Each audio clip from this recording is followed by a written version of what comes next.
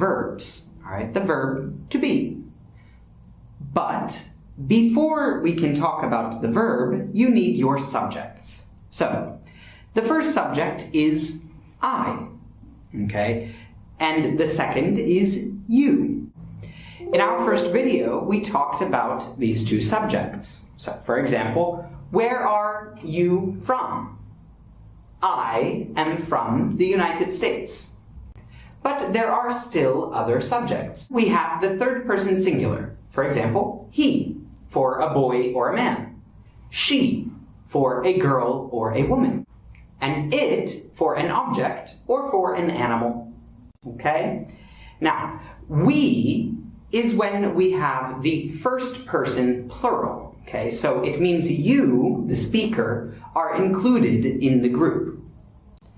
Then we have you, the second person plural. So you, the people that watch the video. Okay? They, the third person plural, when you talk about a group of people that you are not talking to directly.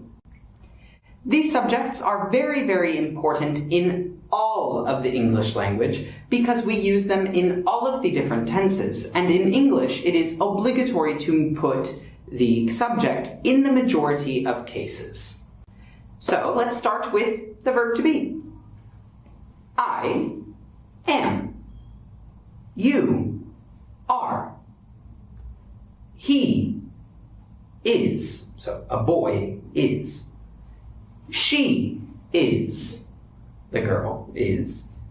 It is. Maybe an object or an animal is. We are. You, plural, are.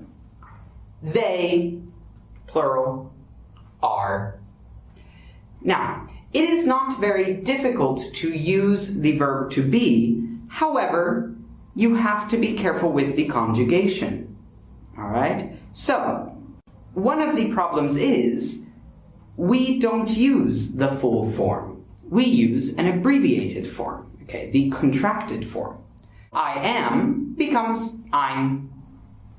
You are, you're. He is, he's. She is, she's.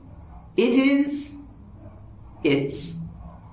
Then we have we are, we're. You are, you're. And they are, they're.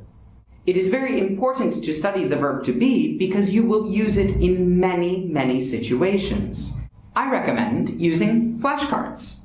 Now, there's a very specific reason why I advise my students to do this, and it's because many people learn the verb to be all together. So, I am, you are, he, she, it is, we are, you are, they are. And it's not wrong. And if you learned the verb to be in that way, don't worry.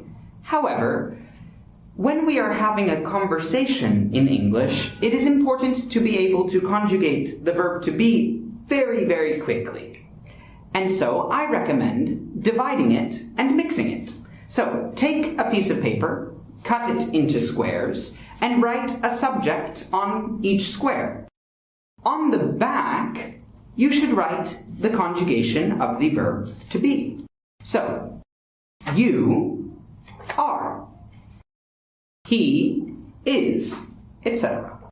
It is something that is very easy to do, it doesn't cost any money, and it will help you to conjugate the verb to be quickly and fluidly. That's all. So, goodbye, see you next time.